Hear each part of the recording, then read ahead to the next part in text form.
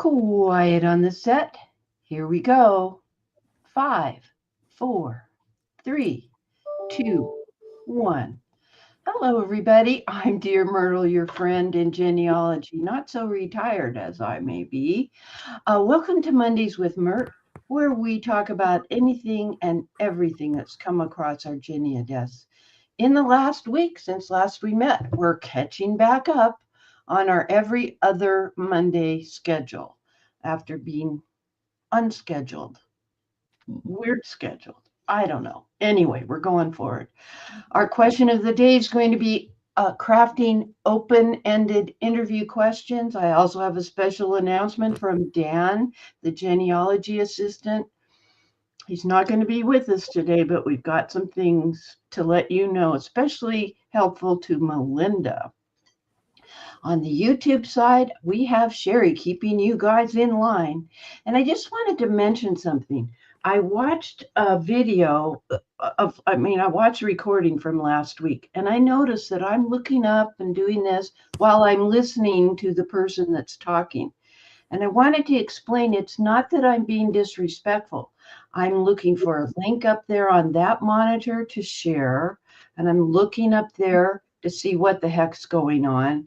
So it's a lot to trying to run this whole thing, but I love doing it, and I especially love our panelists. So on the panel today, we have my cousin Randy, Hillary, our gal in Wales, Jill, our world traveler, and Ellen. And Ellen and I have been back and forth a couple of times over her PDF file of probate file. A mess. Yeah, it's a challenge, but I digress. Anyway, a couple of announcements. You will notice in the comments that Sherry is going to start sending the link to my YouTube channel and my Substack. I had someone evaluate the work that Myrt does here, and they say I'm not promoting myself enough. Well, mostly I just want to be in discussion with you guys to see what you're doing and what our audience members are interested in talking about. And Valerie says hello. Kathleen says good morning. It's a beautiful day here too. Northeast Florida. Hi, Pat. Betty Lou's here. Yeah. Oh, and see, she's giving you the link. Is it clickable for you guys on that side when Sherry shares that? Let me know if it's clickable. Otherwise, we'll have to have her do it in a 2-part quickie. I don't know. Anyway, hi, Bev. Yeah, 80, nearly 90% humidity. Oh my gosh, I'm having hot flashes thinking about it. Yes. Hello from Norway. It's beautiful, and you translated to Fahrenheit, and I appreciate that. That's your heat wave. That's about our high for today up here on Guimas Island. It's a little bit warmer on the mainland. Let's see. We've got Kirsten here from Cincy, and Randy. Apparently, we do a really good job. And I was told that we do a really good job getting weather reports from all over the world. Anyway, thanks, Sherry, for sharing and keeping all those folks on the YouTube side in line. And Paula says, have you discussed or have feelings about genealogy societies and the current environment of them failing? I don't know that anything's failing any more than anything else, but let's put that on the list. Randy, if you could put that under something, add a line to the docket. And I'll just mention we use our Google Docs, a Google Sheet to keep track of what the heck is going on. Sherry says it's such a rowdy crowd, but she's up for the task, that's for sure. And yeah, oh, you're on the mainland. I think we're actually at 59 right now. So no, we're up to 60, and our high will be 67. And then hi from Karen. I like saying your name and talking with you about things, but let's get on to our question of the week. Randy, last week you showed us how you have asked AI, principally Claude, to create questions rather than a bio. Explain what the questions are about your ancestors. I asked AI, and I did more than Claude, but Claude's the one I usually use, to give me 10 interview questions about their own life, and then upload a genealogical sketch about their life and let AI think. And it thinks really well, and it responds quickly. And the questions are usually pretty good. And then if you ask it to answer the questions, it will give you answers that might have been said. So I haven't talked to my ancestors besides my parents and one set of grandparents, you know? Me neither. Yeah, I have a few more grandparents that I know and got to speak with. So that was an intriguing way for you to create blog posts that interest the younger generations who think we're nuts doing all this kind of research. Well, I started thinking about questions to ask ancestors, and the fact that up here in the northern hemisphere, it's summertime, people are, visiting family reunions, there's weddings. Same thing goes on in the southern hemisphere, except it's heading into winter and things like that. And so what I'd like to do is actually use AI in several different ways to figure out some open-ended questions to be asking our living ancestors. I guess I could ask my brother some questions. He has different opinions of things. Our sister is 7 years younger than I am. And so she doesn't have the same memories of Grandma Myrtle that Mike and I have, because we were only about 13 and a half months apart, my brother Mike and I. So, yeah, it can be interesting. Let me share my screen for a minute.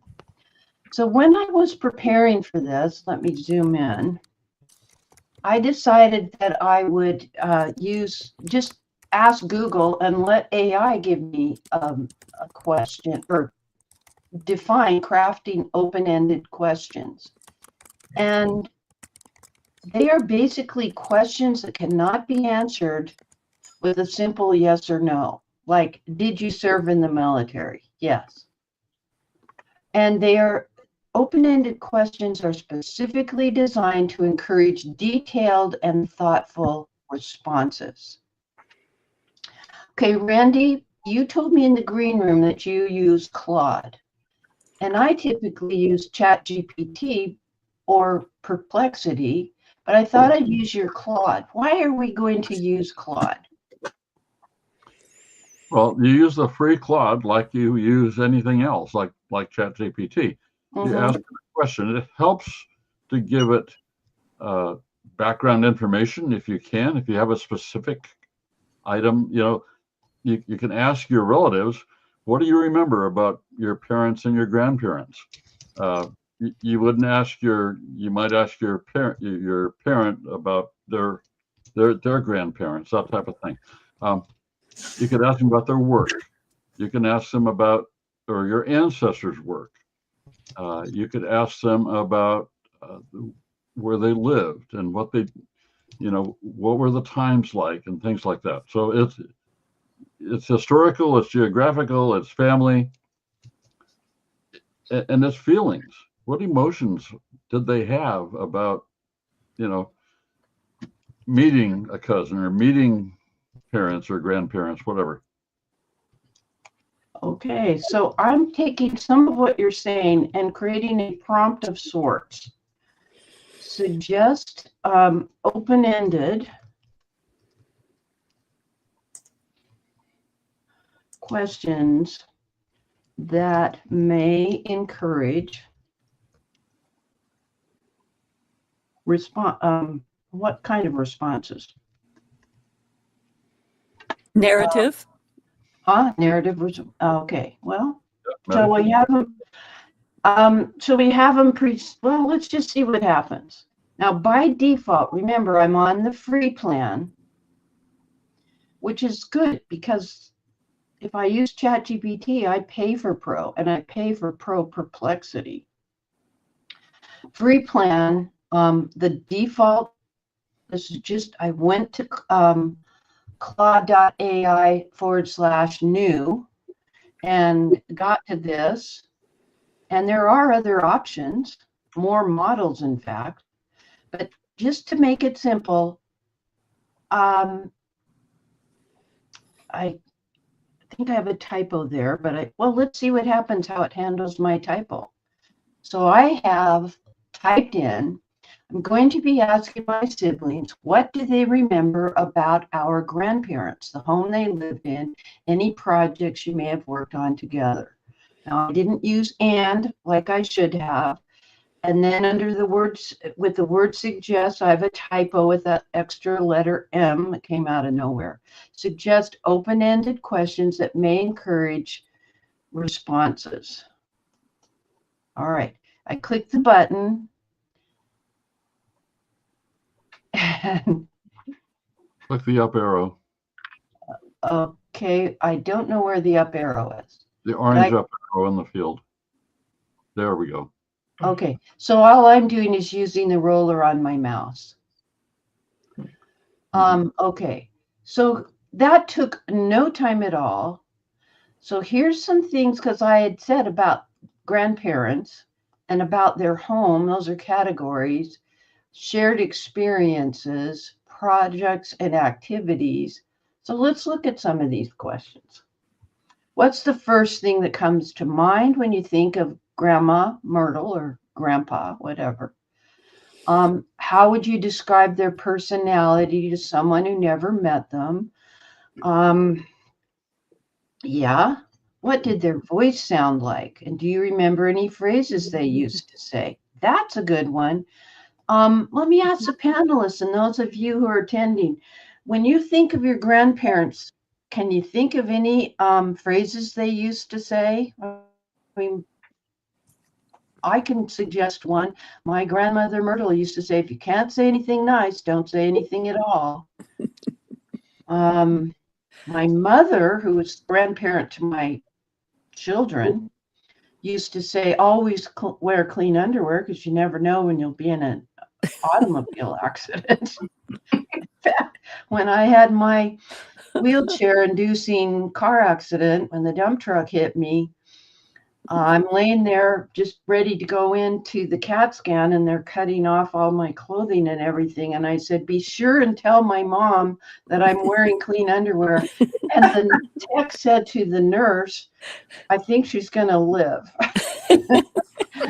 Anyway, and so Randy, jump in here, any of you. What do you remember? Any phrases that your grandparents may have said? Randy, go for it. Whenever I did something stupid, my father would always say, for crying out loud, think. I remember that a lot. You heard that a lot. Okay, anybody else? I find that I use my dad-isms or my grandpa-isms, but I can't think of any right off the top of my head. Will in a minute, probably. Here's my one. My grandfather, my grandmothers and grandfathers all died before I was the age of 7. So I never had a chance to interview them at all. I would have, I was just a kid. So what did I know? My mother always had a few Gertrude-isms that I called them. And when I was in college and dating this guy that I was thinking about dumping, I told her that I was going to dump this guy. And I still remember her responses. Don't forget, a bird in the hand is worth 2 in the bush. I still dumped the guy. Oh my gosh, that's hysterical. All right, well, let's see what Ellen, you're not thinking of, have you thought of anything yet? No, I can't. Okay, Hillary, tell None us. that I can say. Well, what about your parents? Did your parents say anything routinely? My mother used to say, do you have a dime so you can call home in case of an emergency as I was going out the door on a date? That's completely off the charts now with modern technology and the ubiquitous cell phone thing. All right, let's see what they have. Ellen or Valerie is saying heavens to Betsy when somebody didn't work or if she made a mistake. I hear Karen saying oofda or fee or FIDA. I don't know which way to pronounce it. Please correct me. Let's see. What have we got here? She heard that phrase. Valerie heard that same phrase. I think people can relate to all this. Kathleen says her mother was notorious for saying, what were you thinking? I can hear it. Sean says my mom is always comparing strange places to Addis Ababa. It took a long time until I realized she was saying Addis Ababa, the capital city of Ethiopia. Like, okay, I'm glad you recognize that. I still never would have gotten that. Betty Lou is reacting, Ellen, to you. Her memories of her Grandpa Baker are different than her older brothers because her grandfather died when she was very young, and there's that 5-year difference between her brother and Betty Lou. It does make a big difference. So what I did in that case, I did exactly the same thing. I have a brother who's 5 years older than me. And so I asked him about his memories of grandfathers and grandmothers. And then I have a cousin that's 10 years older than him. And so I asked her what the memories were. It was amazing how little they remembered. Yeah. In fact, as the oldest in my family, I have the pleasure of saying, Dad or Mom totally loved it when you did this thing when you were little. And they used to say, oh, you're such a cute little kid or whatever. And my parents have not paid me enough to not tell the whole story.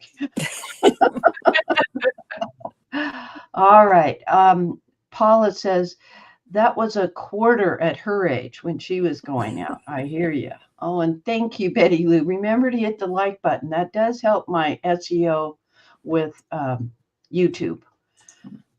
Bev says, I never even met 3/4 of my grandparents. So I don't recall, but my granddaughters, I'm sure, will say that Nana used to say, treat others the way you wanted to be treated. The golden rule. Man, that's it. That really is. Sherry says her hubby's youngest brother has absolutely no recollection of their father as he passed when he was barely 2 years old. So glad for pictures and story sharing. And Karen is saying, are you able to enable closed captioning? So I recommend, Karen, that if you need closed captioning, that you use an app on your phone, or like I have a Windows 11 machine, and under AI settings, you can turn on your own closed captioning. I am live streaming from StreamYard to YouTube, and you're watching it live. So it's not like Zoom where I can turn on closed captioning.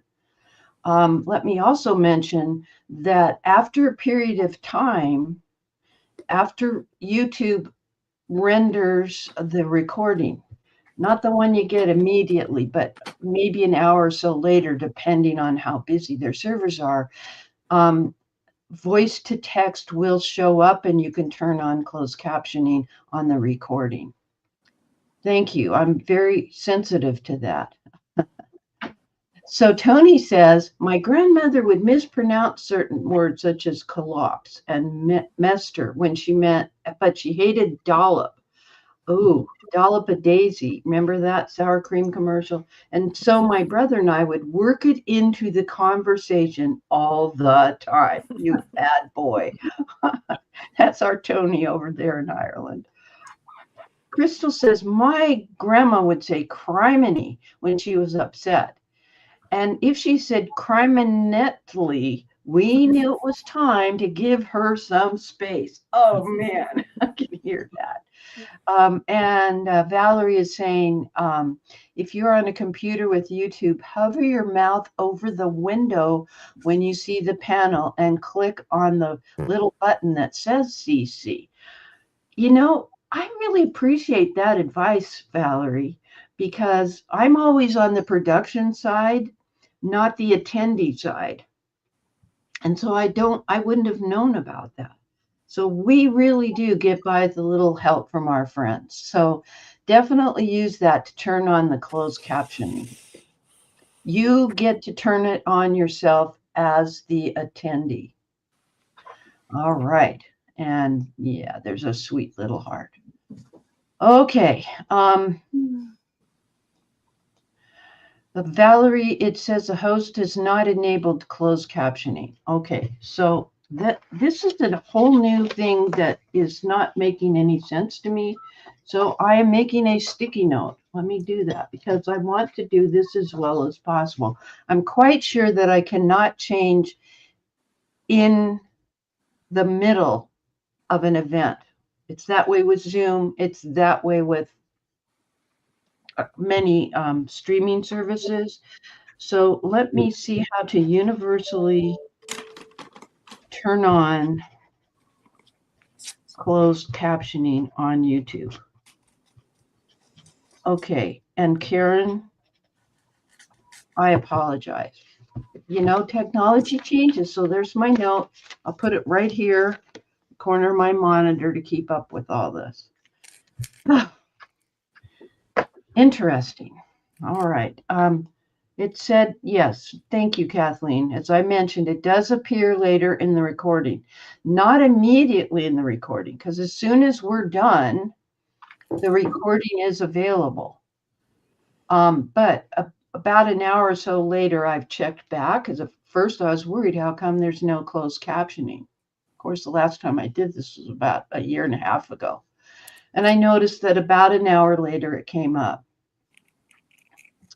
All righty. What would we do without sticky notepads? That's like one of the greatest inventions of the 20th century. That and penicillin, which preserved lives so that people could make inventions like sticky notepads. I love it. Okay. All right. So let's go back and see what my Claude did. There we go. So that's about. These are open-ended questions we could ask, and you could see how fun this was just with us talking about it and thinking about our ancestors. I have very specific recollections of sounds and smells at Grandmother Myrtle's house. She made baked chicken for Sunday afternoon dinners, just before we go home from spending the weekend there. In the summertime, she was making apricot preserves, watermelon pickles, stuff like that. What room holds the strongest memories? Let me tell you about something of my grandmother's house. Okay, take a deep breath, Myrt. You can do this. So my grandparents lived. This is my grandma Myrtle and my step grandpa, because my grandma Myrtle's first husband died before I was born. And so Grandpa Harold is the only one I knew on that side. They lived on Second in Puyallup, and it's a little teeny cottage. It's still there, and it had a coal burning furnace. And the way Grandpa would go down, and I never liked to go down cellar. It just seemed dark and scary. And I never went in the coal bin. I only looked through the doorway once when I was much, much older. So Grandpa would go down and stoke up the coal burning fire. And there was no forced air heating. It just came up because heat rises. So they had this big wooden grate instead of a metal grate for you to stand on in the hallway to get warm. There was a wooden grate where the cross hatches made it so that there's about a 1/2 inch or 1 inch opening in the grill. And my brother Mike and I would go there and stand on this wooden grate because the heat would come up. And in those days, I don't know about you girls, any of you that are my age, we used to have flannel nightgowns, long sleeved. They went down to our ankles. They were made by Lanz, L-A-N-Z. That was a typical brand. And so my brother would be like in his shorts and a t-shirt, or he maybe had pajamas if he bothered to put them on. But I would stand there and Mike would laugh at me because I was, as I'm standing there and the heat's rising, it would make the skirt balloon out, but it sure made my legs and tummy warm. So let's see. Kirsten says, every time I smell nutmeg and allspice, I think of my grandmother and great-grandmother and their spice pantry in the kitchen. And Hillary, tell me your memory about apple pie. Yeah, my dad's mum always used to make her apple pies on a plate. So she'd put a layer of pastry on, then the apple, and then another layer of pastry on the top, and cook it on the plate. There must have been one that would stand going in the oven. And then you'd have a slice of apple pie. And I always remember that. Yeah, and also they had a metal money box where you put a coin in the hand, and you pressed the thing at the back, and it got it in through the thing. And then I wind up for Father Christmas, which I've shared a memory of that with my cousins that live in the United States, because they probably will have never seen it, even though they did visit. They were never around at Christmas time when we used to, all the rest of us that lived in the UK got together, and it was totally fun. Yeah. My grandmother Frances was kind of on the cutting edge of things. She wore a lavender pantsuit in the, let's see, I was pregnant with Tammy, so this was to a funeral.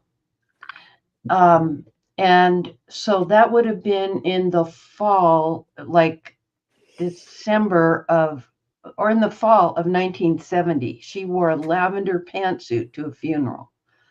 You did not do that in those days. She had those glasses with the little rhinestones in the corner. There was a bit of that going around. And also, instead of sorry, I'm getting all choked up about it. For a Christmas tree, she got one of those aluminum Christmas trees that had a color wheel set on the ground or the floor beside it, and it had different colors on the wheel that would turn and shine a light through the red or the yellow or the blue or the green. And then the aluminum Christmas tree would take on that color scheme. Very different, as opposed to going out chopping down a regular Christmas tree and all of that. Let's see. Sherry's saying my mom's sister is only 12 years older than Sherry is, and would not drink white milk. So Grandma had Nestle's Quick for her to add to her milk, a luxury for us if we were allowed to have some. Remember Nestle? Nestle's makes the very best chocolate. Oh, I'm probably going to get dinged for copyright infringement on the music there. Anyway, did you have Nestle's? Oh, yeah. Oh, yeah. After school. Yeah. Oh, yeah. Jill? We had Ovaltine, but I kind of wanted to go back to the questions for just a minute on the the house and Yeah. questions, open questions to ask about the house. Yeah. One thing I've done that's really successful, which is very open-ended, and I'll get to the house in just a minute, is I ask people to draw a map of their route to elementary school. Oh. And it's just a cognitive map. And once they draw this picture, and sometimes, you know, they're going over hill and dale to get there, they're riding a bus, they're walking to the door, that whole thing, you ask them to annotate it. Tell me some stories about what happened along that path at some time in your life. I mean, I have the corner where I fell off my bicycle right in front of a car. And so there were just all the, you know, where my dog would sit and wait for me after school. So there were annotations that I would do. Then I would ask, so I'd have one for me, and then I'd ask them to map their route, which in my case, I've got 3 generations that went to the same elementary school, and to again annotate the map. Now, they would have different experiences, of course, but there'd be a cognitive mapping. One thing I did about the house, which we've had 3 generations live in, is I, as an architect, of course, I had a plan of the house, and I showed the plan. I drew the house, then I showed the plan to my brother and said, annotate this for me about what happened where. And then I had my aunt do it, who was about 85 at the time. Completely different memories, different, you know, there was a music room then, there isn't now. And so just kind of looking at things over time in different generations also shows and is a great conversation starter. I think that's a great idea. It brought all kinds of memories to mind about when I was finally old enough. We walked uphill both ways to Laurelhurst Elementary School. We lived on the lake, and you go uphill, and about the time you get to the Catholic seminary or something, then it's downhill. But there was around that seminary, it's a very large piece of property. I don't know if it's there now. Was a tall brick wall that had different levels as the wall, you know, as the hill was, it was accommodating the hill.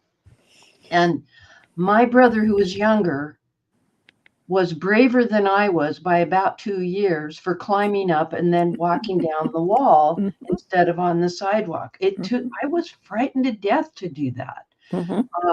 So there's a memory right there, just from hearing of your experience. And interesting that you would think of it because you are thinking architecturally as well. All right, let's see what we've got going on here in the community. Interesting comments. Yeah, somebody else's grandmother had that color wheel shining on the silver Christmas tree. Yeah, that aluminum-y, silvery, whatever. Yeah, they didn't look like real trees. You're absolutely right. Ellen finally came up with something. Something that I could put on this recording.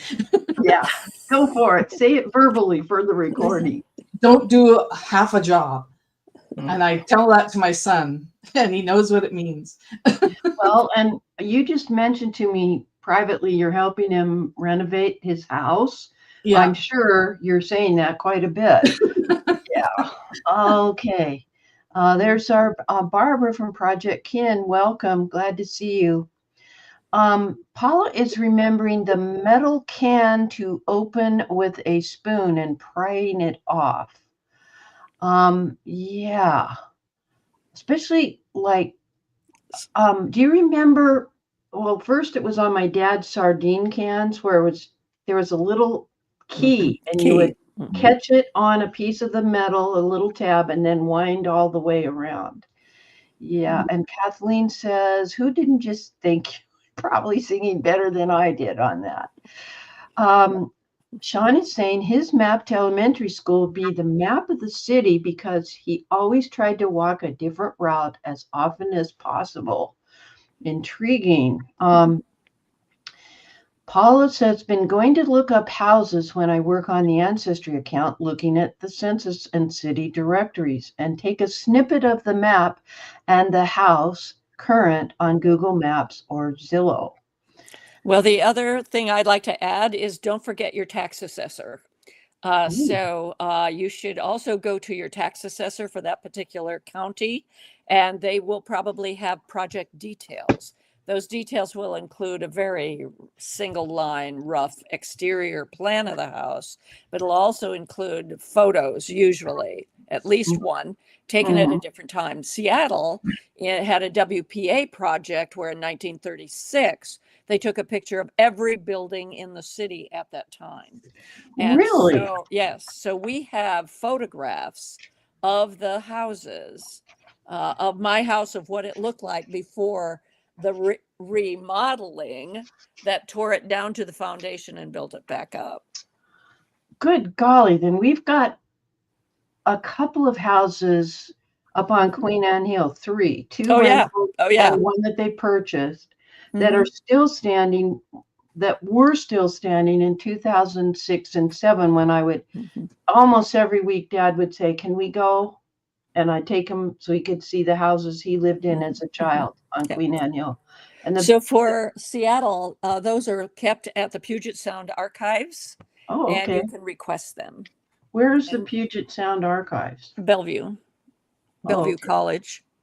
Oh, Bellevue. Yeah, it used to be called Bellevue Community College. Yeah. I went there. Yeah. And but that's different than what the tax assessor would have. The tax assessor has the current house. The 1936 photos are at the Puget Sound Archives. Okay. So this makes me think of something else. Let me share my screen. The Library of Congress has the Sanborn fire insurance maps. And I was able to find a lot about it. Let me just, I'll just pick one randomly. And we'll zoom in on it. When I did some research on site in Knoxville, Iowa, it helped that I had a fire insurance map because the church was still there, but they'd renumbered the streets. So for me to find the exact address that had appeared in the, I don't know, 19 whatever census, I had to follow from where the fire insurance map said, here's this Episcopal church, whatever it was.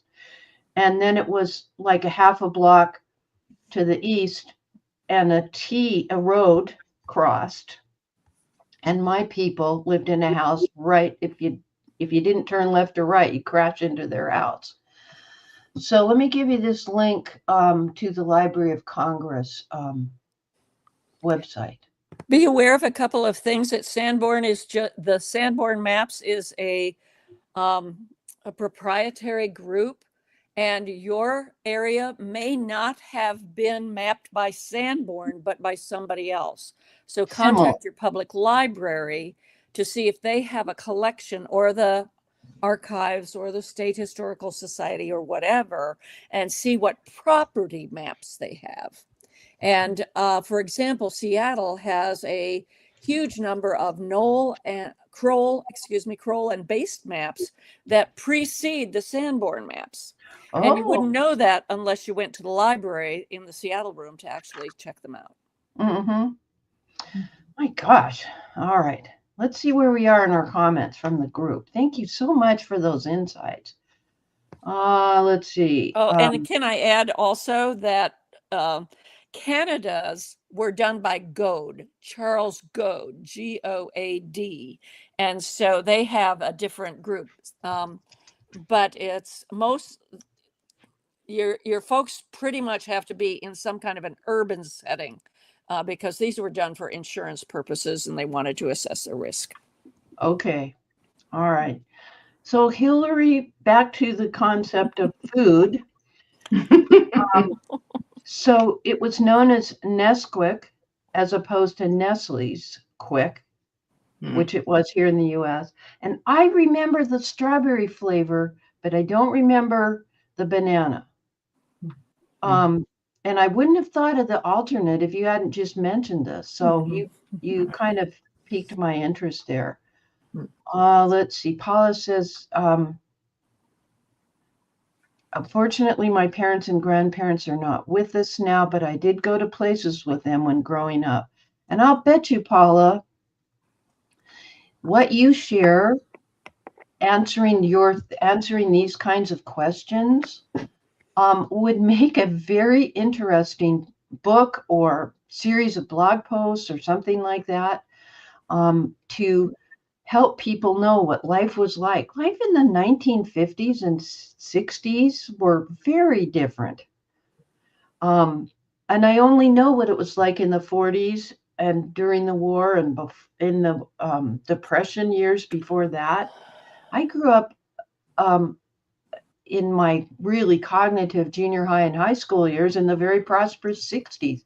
I can't imagine having to have only so much, the ability to only buy so much sugar or so much flour. I do remember the gasoline crunch in the 70s, but I digress. Let's see. Questions to find news articles about relatives and ask what they know. A switch picture. That's good. Tell that whole story. I love it.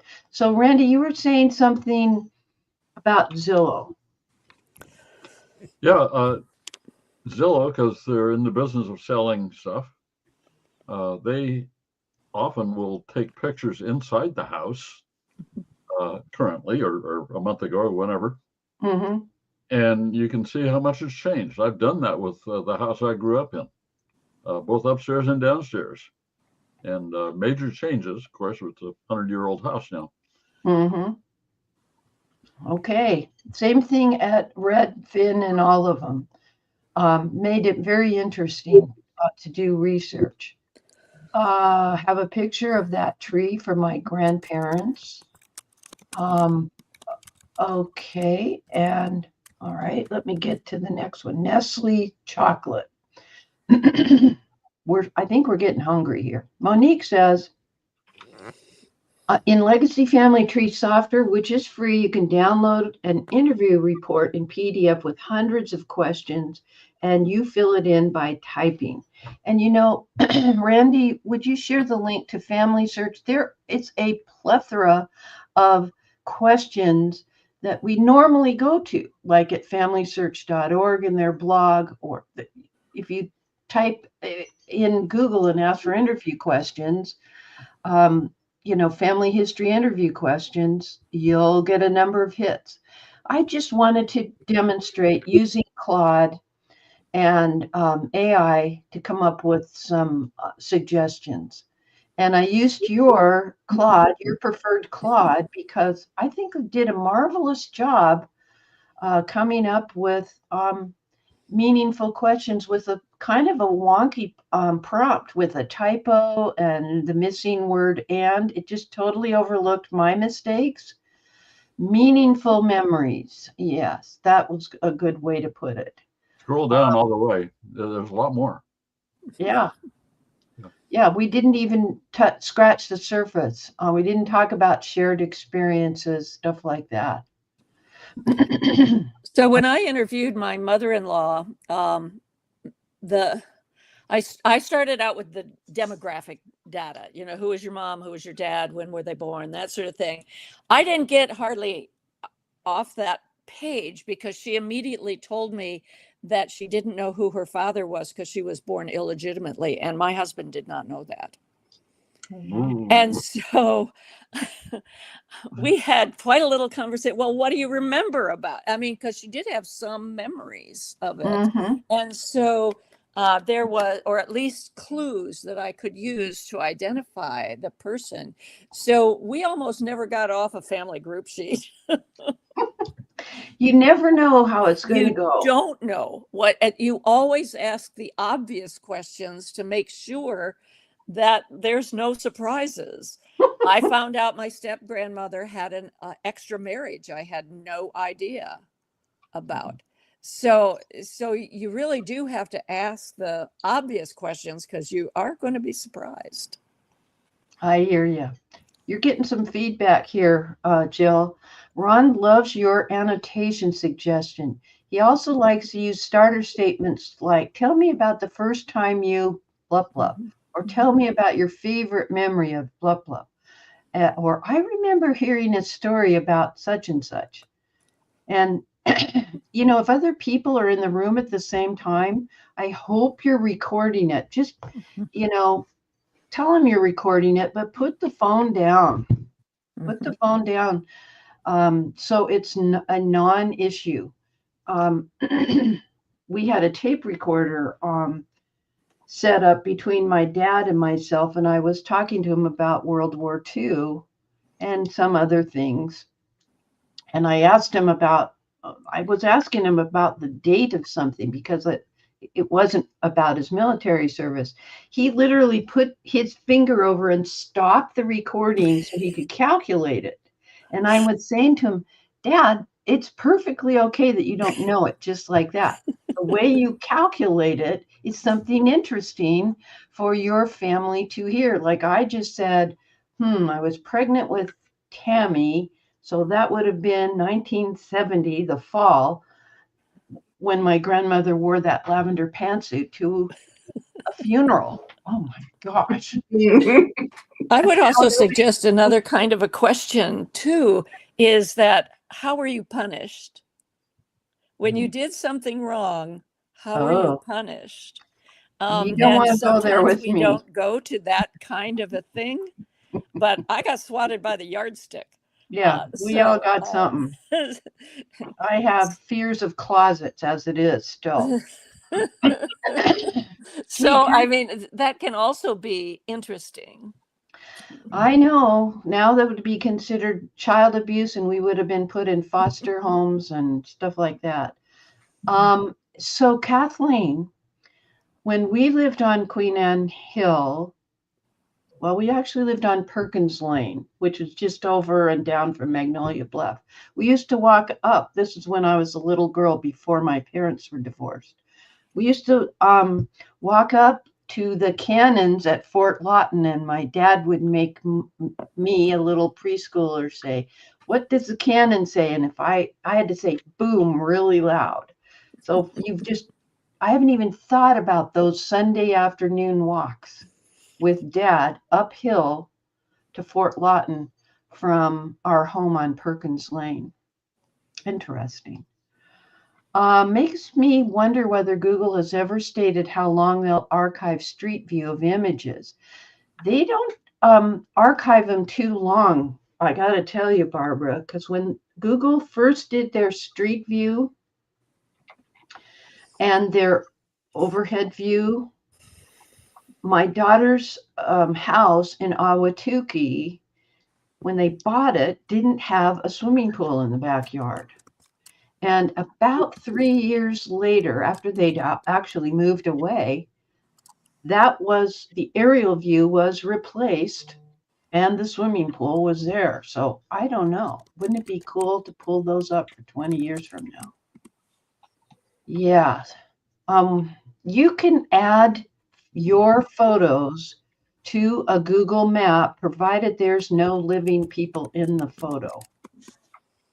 And they will permit that because I've done that. And I've had compliments on it from other people. That was another cousin bait thing. Okay, we got the Library of Congress Sanborn maps. And thank you, Jill, for your insight on other fire insurance maps. It'd be nice to know my mom was getting mail from the mailbox on one pass, not realizing the car going by with all the cameras. Interesting. Yeah, there are a few. Okay, what else have we got? Boy, lots of discussion today. I love it. Many years ago, we got together on Father's Day. So talk to me about that day, about your dad's homestead. And my dad would always talk about walking to school, and it was like you said, 3 miles uphill both ways. So I decided to arrange an event Oh, and called Walk the Talk. So Yeah. that's what we did. We walked from the homestead to the school. And then it was funny because my dad said, well, you know, they trimmed down the hill. So, I mean, we still weren't doing it. So, you well, know, they definitely did that in Washington, in Seattle, because there's a thing called the Denny regrade. They just took out a whole big, huge hill to expand the flatness of the main part of Seattle. so my son and one of his cousins, when my dad passed away, we had a follow-up to that one, and it was called Hoofing It for Harv, and we did the same walk again, and everybody walked together. It was nice. And it was during COVID, so we couldn't do anything for my dad anyway, so it was a perfect way to be outdoors, and you know, so anyways. Yeah. Some fun conversation. This is from Sherry. And remember, we love Sherry. She keeps those guys over on the YouTube side in line. That little crescent wrench means that she has moderator status over there. Some fun conversations have been had while looking at the grocery store ads from the 60s and 70s on the price of items. Have to remind siblings what wages were like at the time. I once was tasked with making some large foam core posters for a church reunion up in Georgia. And it was I can't think, it wasn't LDS church, but anyway, I went to the newspaper to look for any social, like so-and-so, there was a church picnic kind of thing. And I found some from that year that the church was established. They were having like their 100th anniversary or something. But what I also did on an additional poster, aside from what they tasked me to create, were what some of the things were that little boys' back to school knickers cost 89 cents or whatever the thing was. Because it is astonishing to people of these generations and our children and grandchildren. The price of things have gone up. I used to say, it's bad that I can remember the olden days when gasoline was 26 cents a gallon. It really is sad. It really is. Okay, thank you, Randy, for sharing the family search questions. And let me remind you, this is Randy posting the link on my behalf. It isn't me. I'm the one that does typos. He gets it in there perfectly. Okay, one more comment from the community, and then we'll get on to some other topics. Paul, I mean, we could talk about this all day, all these good old memories. I love it. Paula says in high school, had a project to compare the prices at the time in 1985 to when you were born. 1986 had to go to the library. Oh, yes. That was how we did research. You had to go to the library a couple of times a week. And you looked at microfilm or micro, FICHE. That's about the only thing I could possibly correct about your comment. It's wonderful. Now it's all online, one place or another. I love it. Let's see. I'm going to be writing a biography, meeting monthly. And the most useful thing is this discussion with others, triggering memories. Well, good. That'll make your meeting run very smoothly. Gosh, there's just so many comments. Thank you. 2 cents a gallon. Oh, yes, we would. Now, in Oregon, for the longest time, you could not do self-serve gas station fill-ups. They had to do it for you. It was very disorienting when you're not used to that. And speaking of prices, on your camera blog, you're writing about the old cameras and finding the original sales and then using the inflation calculator to make the comparison. What percentage of that typical wage earner's salary would that camera have cost? Intriguing. I love how these compare and contrast. Wow. Okay. I'm trying to get to so we've done our question of the week. Frank's out because he has sniffles, so I hope you feel better. I'm sure you're listening, Frank. let me talk with Hillary for a little bit. Okay. Hillary, I really appreciate your being here. You've noticed something with AI, new ancestry AI stuff. Oh, and we're going to keep Ellen on the screen for this too. So talk to me a little bit. Yeah, I've noticed that the DNA testing, well, the DNA tools that you get with Ancestry Pro, that they've started rolling out some new things, and I've actually got clustering on my app now. But I know not everybody has, because I've discussed it with other people that I meet on other meetings, and they say they haven't had it yet. But it was interesting what I had, because I had clusters happening, but they were people that I'd already put into groups myself. Now I don't know whether the fact that I've put some of these into some groups is helping them because they're in beta. It's in beta at the moment, or quite what Ancestry are doing, because I've also got other people in groups, and some of them are new, and it's only come up on my maternal side so far. But Okay. That's why we kept Ellen on, because she's one of those, like, I think there's somebody else who has the same problem. I don't have clusters yet. Yeah. No, but I think that, I mean, they roll it out, and I saw on one of the Facebook pages that some people might not get it until the end of the year.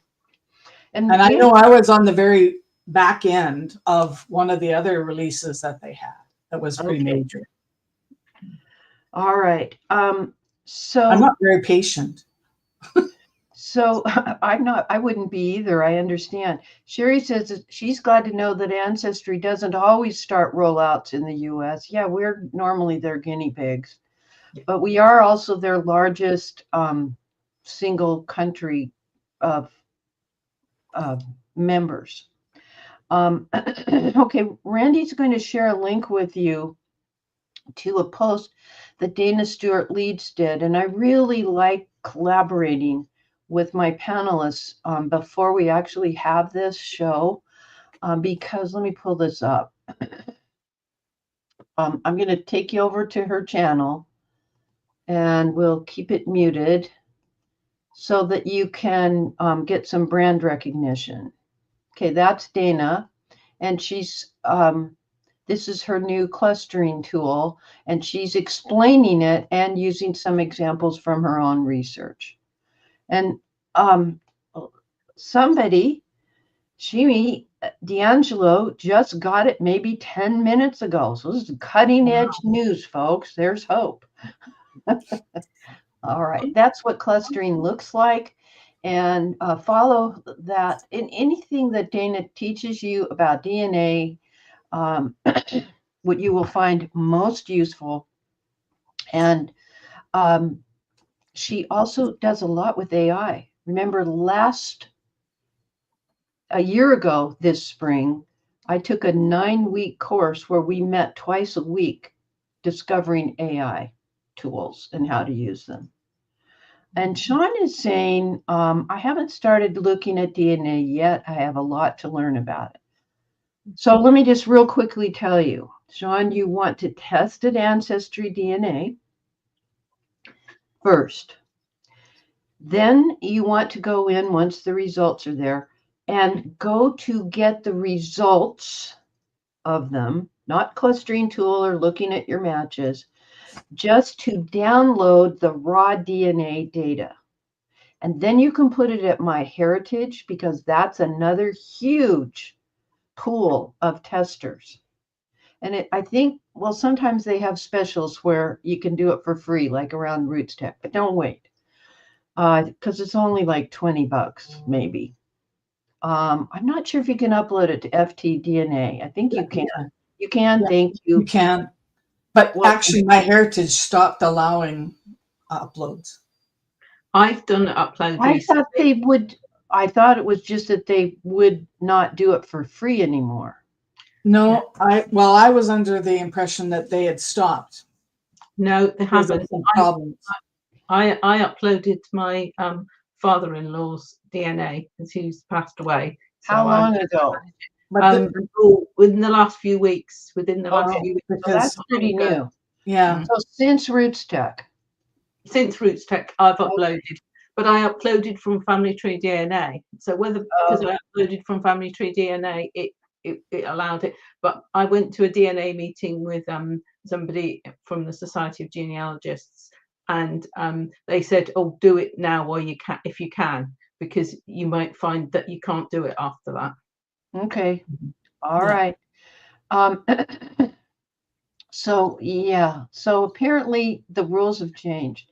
Now remember, I did the Ancestry DNA and uploaded it wherever I could. And I did include GEDmatch because, and I don't mind that they're using GEDmatch to help law enforcement. I did make sure, because I also been working with my brother's DNA,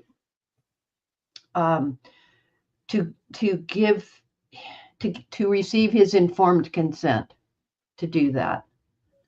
Okay, and this very moment, you, Kirsten, just got the. So go look, Ellen. Maybe you've got your.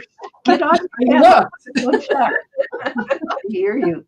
All right, so we'll find out. Okay, so that was really important to hear about the clustering.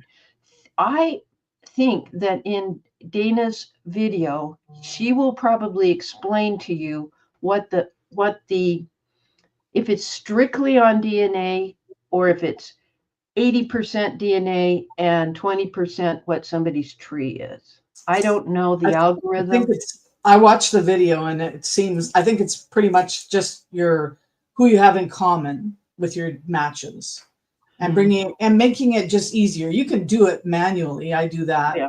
but this is going to be quicker, I hope. Oh man, this is rolling out quick. You've got to be having it by now, unless they're picking on you, Ellen, because Bobby just got hers. I'm usually the last person. The face of the earth. I hear you. All right. It depends on what you've got in your DNA, the tree connected to your DNA as well. Yeah, Randy, somebody just shared this link. Let me pull it up. Oh, wait a minute. I pulled two things up.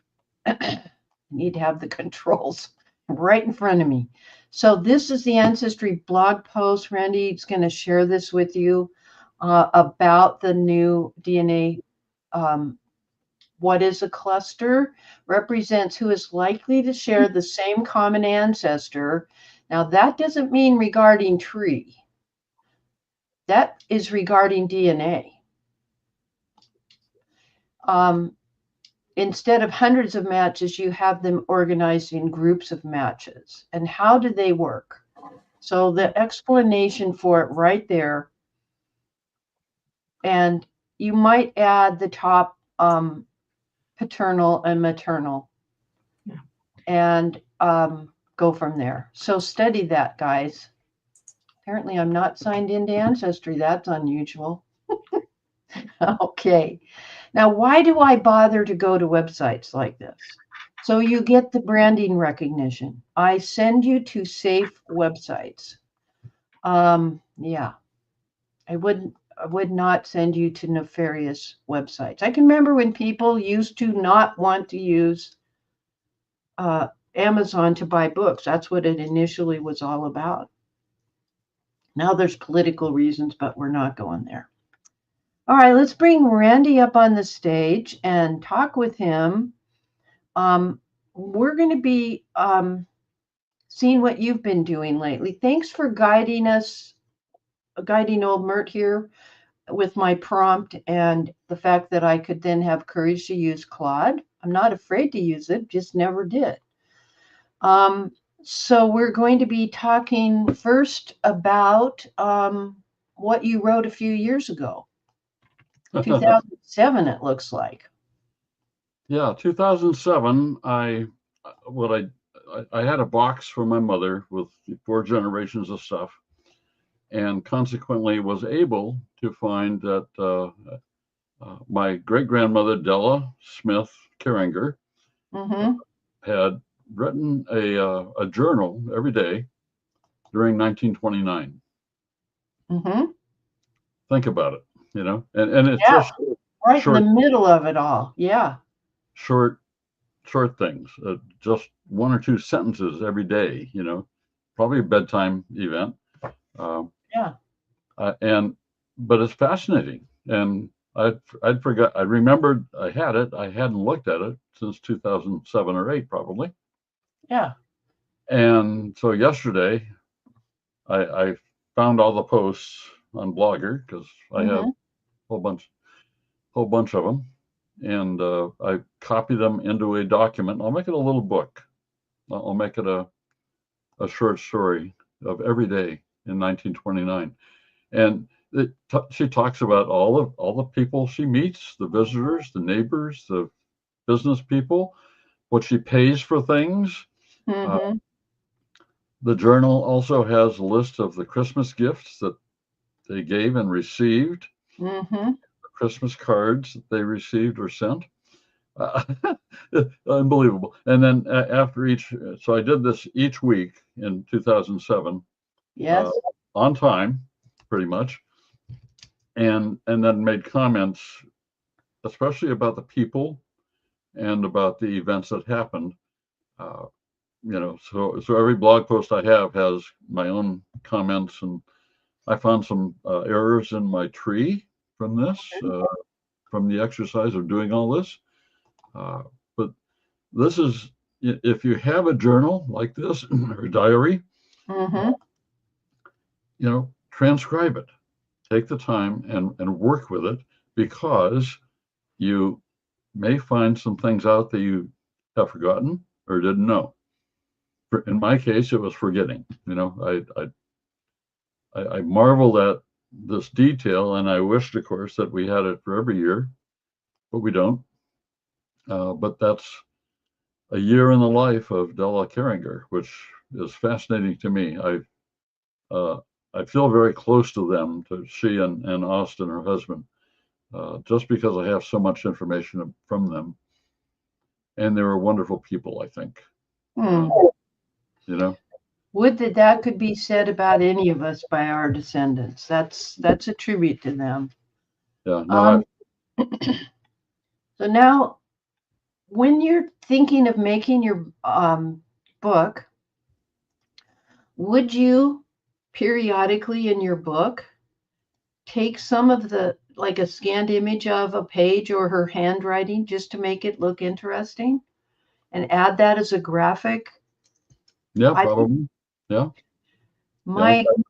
my My plan is, I also have blog posts about the setting, about where they lived, and the demographics, basically, and the main players. Okay, I've described the major players, so I'll put those up front, make a map of where the house is, uh, have a picture of the house in 1929, about things like that. So, I'll add all that. At least I can give that to my brothers uh, and our grandchildren and my daughters. Mhm. I think they'd love it.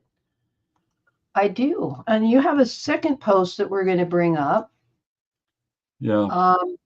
And you used AI with this. So let me share my screen and talk to me about this. Well, Oh, since Austin and Della have such an interesting life, I started at their marriage, or before their marriage, when they met, mm-hmm, and started this series of short stories, Austin and Della Life Stories. So mm-hmm. I did part 5 last week. I have part 6 published today at 8 o'clock. Mm-hmm. And so this is taking chapters in their lives, so we've been through 5 of them now. The curtain call, they were acting in plays. He proposed, and then they got married, went on their honeymoon to San Diego, and in San Diego they had joy, and then they had sorrow because their firstborn died. Mm-hmm. And then the next one was then Second Chances was Lyle. My grandfather was born in 1891 and up until 1900. Part 5 is 1900 to 1920 when they're settled. The house, they're working on the house. They're working, in jobs, and consequently, things are pretty good. And then Lyle gets married, and they have a baby. So it's the only grandchild they had, my mother. Mm-hmm. And so through all this, Claude I gave it the genealogical sketch and asked it to do the next chapter here. And I suggested things. Mm-hmm. So it's, again, this is getting to know your ancestors. Okay. And again, there'll be 7 stories. I have 1 more to go. But it'll be, 30, 40 pages. I'll probably do some sort of introduction to it with the house and things like that. So again, I can give this to the family. There is no other extended family. There's, my brothers and I have children. And so it's a way to get it all down, and it's there for perpetuity as long as the Wayback Machine works for anybody else. But it's also an example of what it can do. Now, it is historical fiction. We talked about that last week, but it's realistic. It's based on facts, and the conversation is probably inexact, but I'm sure they had these discussions. So I would appreciate any comments and think about what could you ask your grandparents or great grandparents, either in person or AI, to tell you about their life. Get their story out, get their story across. Yeah. Bev says, well, first of all, talking about the journal, what a treasure you have that in your hand. I have my grandmother's telephone address book, the kind that was metal, and it had a little slider thing, and you could take it from the letter A down to the letter G if you needed to look up the Goring family things, and then you'd press the button and it would pop open just to the G tab. And kids don't even know what that is if they saw it. But Bev, yes, think of those journals of your great aunt and your father and the letters back and forth and how you might use them. Randy used real facts, documents, census records, what it said, not just the family names, but what it says over on the far right. I'm speaking U.S. federal census because I know where his ancestors are living or had lived. It tells the occupation and the the relative, how many years married, depends on the year, how many births and how many living children the wife may have had, etc. And Jill makes a good point that she is glad that Randy is clear about recording that this is AI generated. He does explain that at the top, that he has fed AI, Claude in this case, the information that he's derived from documents that have survived. It could be an obituary, birth record, marriage record, death record, land records, probate records, anything that he's gathered that then provide a timeline of events. And then Claude is putting that into perspective. When you look at a family, one of the things you can do is, like at Ancestry, is turn on or turn off the events about siblings. So that in the timeline of a person at Ancestry, it's not just their birth, marriage, and death and that. it includes the death of their parent on such and such a day, 3 days before the woman delivers her baby. Was that stress related? It makes you wonder. Those things affect us. We aren't just birth, marriage, and death. What have we got? Sherry is saying, have hubby's grandmother's weather and farm activities, who visited and who traveled. Disappointed she made no reference to the census enumerator stopping by. I hear you. Hillary said she has found a funeral report in the newspaper today, and it can add so much about someone, their family, their occupation, their standing in the community. Right? Very, very true. Very true. I think that is an absolute necessity, as Jill has mentioned, to say that it clearly state that this is AI-assisted historical fiction, to come up with the conversations between people. I just still love that photo, which is in the background there. Oh dear. Okay. I think we're running out of time, and let me see what else we got to talk about. Oh yeah, I want to talk with Jill for a little bit. So let's bring Jill up. I can do that. And Jill, there's been some changes, and I want to talk with you about the Applied Genealogy Institute. Okay. But more importantly, I want to talk about the work that you do, giving people gentle nudges in preparing for certification. Take it away. Okay. So I'm a co-founder or founder of Applied Genealogy Institute and also Certification Discussion Group. And the Applied Genealogy Institute, after 3 years, we decided to stop that group because there were so many other great courses that are being offered by institutes that we really wanted to make sure that we were a competitor, and we weren't, so we stopped. But the Certification Discussion Group continues. And certification, the Board for Certification of Genealogists, and I do not speak for them, but I have enough information about them that they have just changed the way that they accept portfolio submissions. And that was on July 1. And they changed it from where you had to submit your opus magnus of six different elements that would amount to somewhere around 150 pages by the time you were done, to into 2 groups now.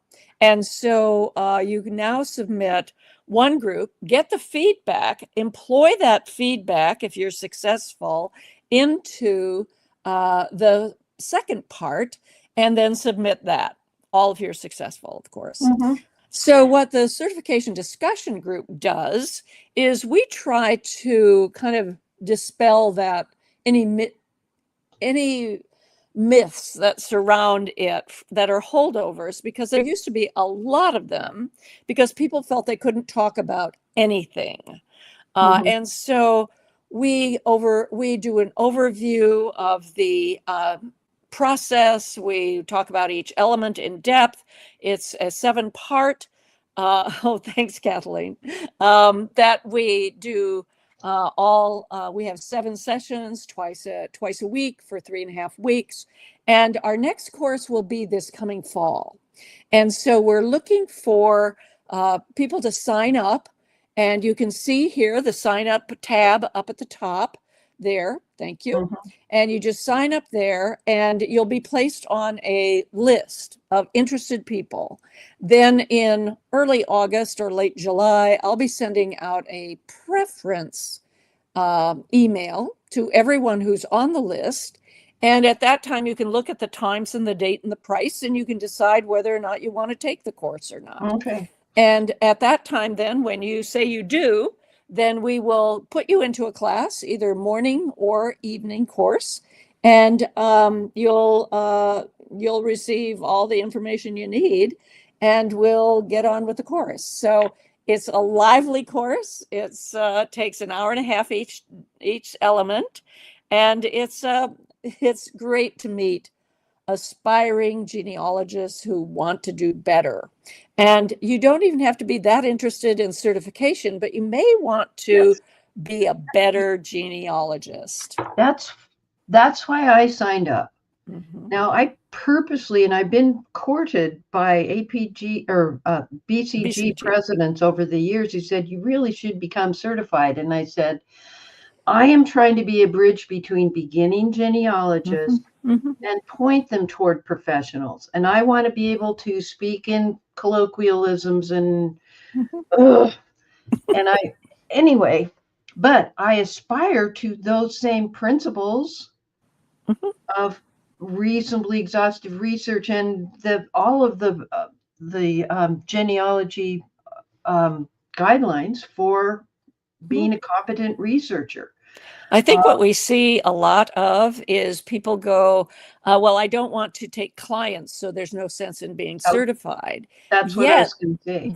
Yet the issue is that your ancestors deserve just as much attention as a client would receive from you if you were to take them. So do you want to do your ancestors better? And so this is an overview.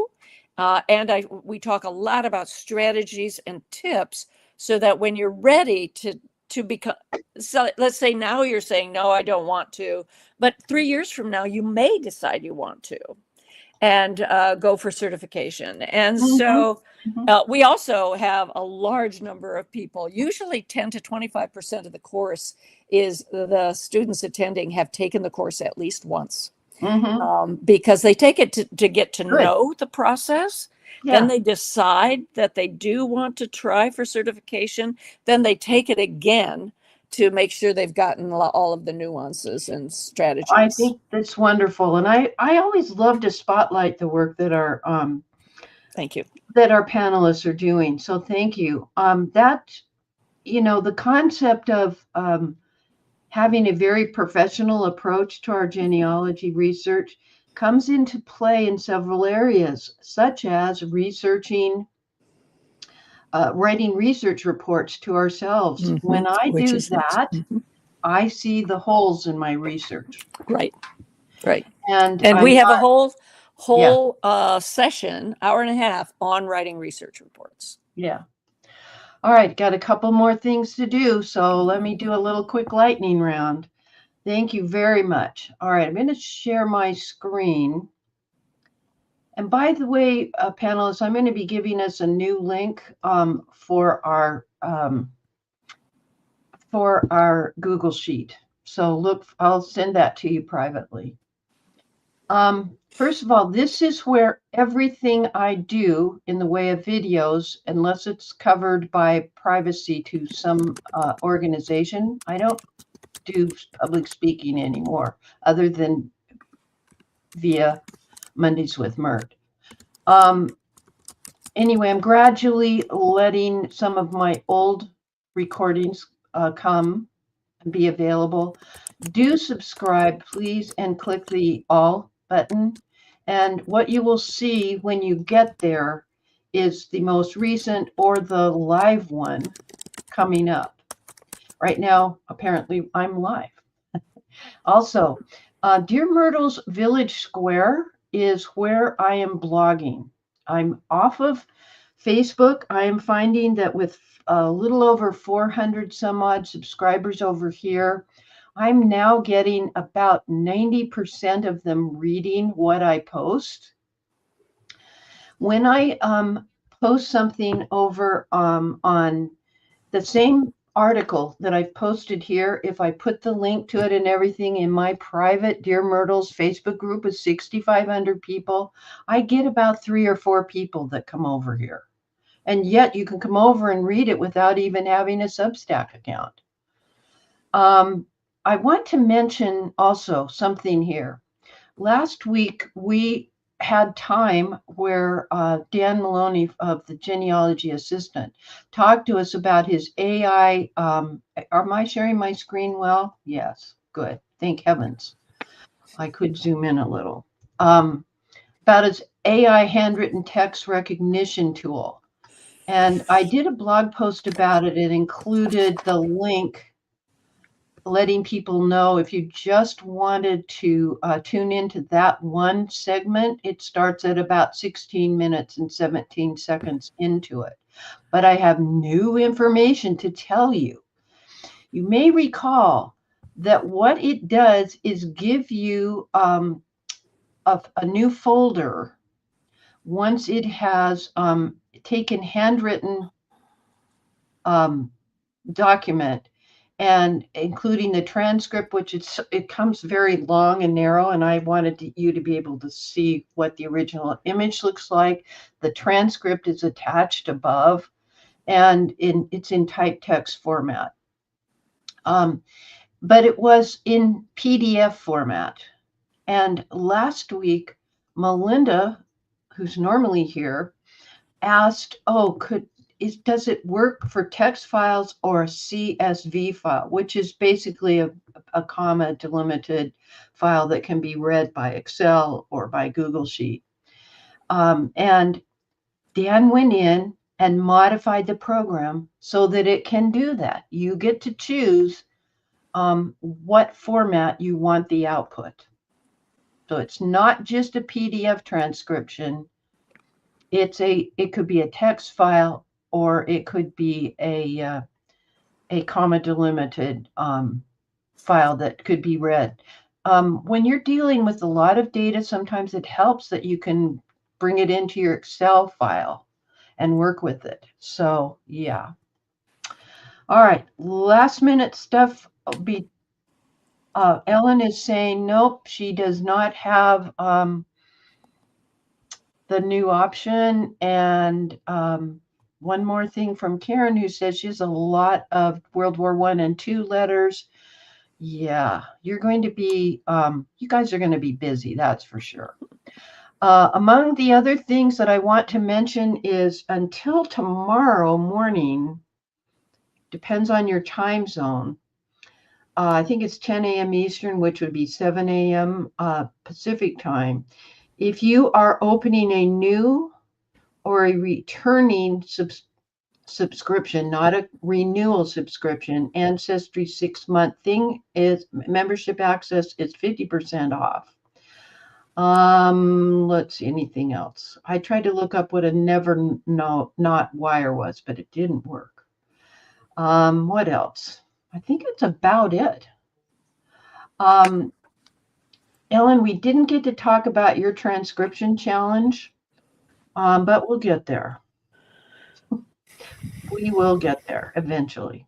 I guess that there's nothing left to say, but thank you to everybody. What a great conversation we had today, particularly around memories of our parents and grandparents and how to craft open-ended questions with AI help, or to, I think we've come up with some good ways that you'll remember spontaneously. Use whatever technology you have at hand to record it. Don't leave it until it's a funeral and say, I wish I'd recorded the stories they had to tell. I'm Dear Myrtle, your not so retired friend in genealogy. Happy family tree climbing, everybody. See you in 2 weeks, but this one's a wrap.